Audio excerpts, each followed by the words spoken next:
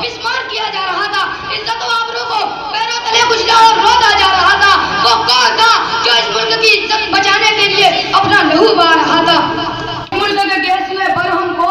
100 بار سنوارا ہے ہم نے، اس ملک کے گیسوئے پر ہم کو یہ اہل جنوب بتلائیں گے کیا ہم نے دیا ہے عالم کو۔ محترم حضرات، قوموں کا عروج و زوال اور ترقی و تنزلی کوئی نئی چیز نہیں۔ اس کرۂ ارض پر کتنی قومیں ظہور پذیر ہوئی اور گمنامی کے عمیق کھنڈرات میں چلی گئی اور ان کا نام و نشان تک باقی نہ رہا۔ پھر جب 1800 میں ہندوستان میں انگریز کی آمد ہوئی اور رفتہ رفتہ وہ اپنی شادرانہ اور عیارانہ چالوں سے یہاں کے مالک بن بیٹھے اور ہندوستانیوں پر ظلم و ستم کے پہاڑ توڑے جانے لگے اور ان کا خون پسینے سے بھی عرضہ ہونے لگا، تو ایسے نازک وقت میں سب سے پہلے علم جہاد بلند کرنے والے اور آزادی ہند کی خاطر اپنے بچوں کو یتیم، بیویوں کو بیوہ کرنے والے مسلمان تھے، لیکن بڑے زور و شور کے ساتھ اطراف ملک میں یہ آواز گونج رہی ہے اور یہ صدا لگائی جا رہی ہے کہ آزادی ہند کی لڑائی صرف ہندوؤں نے لڑی ہے، لہذا ہندوستان ہندو راشٹر ہے۔ اس لیے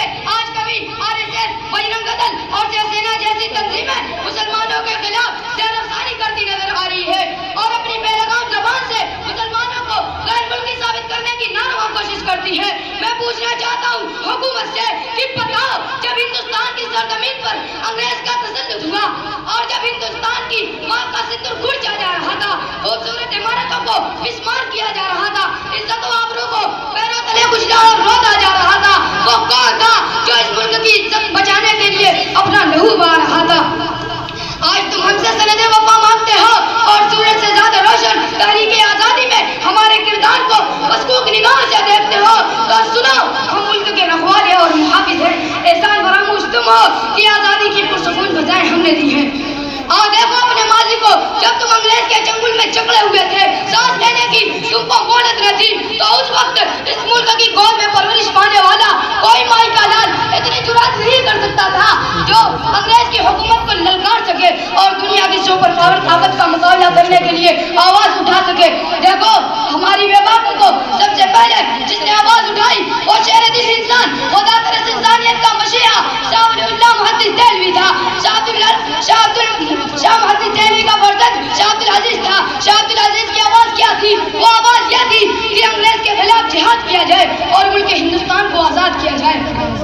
شاہ عبدالعزیز کا یہ فتویٰ انگریز کے لیے ایک خطرناک پیغام تھا، جنہوں نے انگریز کو بے چین کر دیا تھا۔ اسی آواز کے سہارے علماء ہند اور خاص طور پر علماء دیوبند اپنے سر سے کفن باندھ کر میدان میں نکل پڑے۔ پھر تاریخ نے دیکھا کہ علماء کو توپ پہ منہ پر باندھ کر گولا ڈال دیا جاتا۔ رب کی قسم، علماء کرام کے گوشت کے لکڑے اڑ گئے اور فضائے آسمانی خون سے رنگین ہو گئی۔ علماء کو ڈاکتے انگاروں میں ڈالا گیا اور ان کو بھون دیا گیا اور یوں کہا گیا کہ مولویوں، تم صرف ایک بار یوں کہہ دو کہ ہم 1857 کی جنگ میں شریک نہیں تھے، ابھی چھوڑ دیا جائے گا، لیکن رب کی قسم سارے علماء آگ میں پک گئے، لیکن ایک نے بھی انگریز کے سامنے گردن نہیں جھکائی۔ عزیزان ملت اور نوجوانان اسلام، اتنی شدید قربانیوں کے بعد ہندوستان آزاد ہوا۔ اگر یوں کہوں کہ علماء کے خون سے سرزمین ہند کو دھویا گیا تو مبالغہ نہیں ہوگا، تو کہیں سید احمد شہید بریلوی اپنے خون کا نذرانہ پیش کرتے دکھائی دیں گے، تو کسی بہادر شاہ اسماعیل شہید اپنے خون سے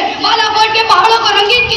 کرتے دکھائی دیں گے، کہیں حاجی امداد اللہ مہاجر مکی اور حافظ جامی شہید شرگیل ہوتے دکھائی دیں گے۔ یاد رکھو، یہ وہی شیخ الہند ہیں جنہوں نے انگریز کے خلاف ایک عالمگیر تحریک چلائی تھی کہ عقل انسانی حیران و سجدہ رہ گئی، جسے تاریخ میں تحریک ریشمی رومال کے نام سے جانا جاتا ہے۔ الغرض مختصر یہ کہ اگر جنگ آزادی میں علماء کرام حصہ نہ لیتے تو یہ ہندوستان کبھی بھی آزاد نہ ہوتا۔ لیکن میرے دوستوں، بڑے ہی افسوس کے ساتھ یہ کہنا پڑ رہا ہے کہ کل ہمارے اسلاف نے اپنا خون پسینہ کی طرح بہا کر آزادی جیسی نعمت حاصل کی تھی، لیکن آج ہمارے ساتھ کیا ظلم و ستم ہو رہا ہے، وہ روز و روشن کی طرح آیا ہے۔ میں پوچھنا چاہتا ہوں ان تعصب پرستوں سے، ان فرقہ پرستوں سے، ان آزادی کا نام لینے والوں سے، کیا آزادی اسی کا نام ہے جو چاہے مدارس پر حملہ کر دے، جو چاہے مدارس پر حملہ کر دے، جو چاہے مدارس پر پابندی لگا دے، جو چاہے قرآن میں تحریف کا مطالبہ کرے؟ کیا آزادی اسی کا نام ہے کہ ہمیں دہشت گرد قرار دیا جائے؟ تو یاد رکھیے کہ ایسی آزادی پر ہم کل بھی لعنت بھیجتے تھے، آج بھی لعنت بھیجتے ہیں، کیونکہ ہمیں آزادی چاہیے، رب کے نظام کی آزادی، نبی کے دستور کی آزادی، صحابہ کے نظام کی آزادی۔ اپنے اجداد کو کبھی بدنام نہ ہونے دیں گے،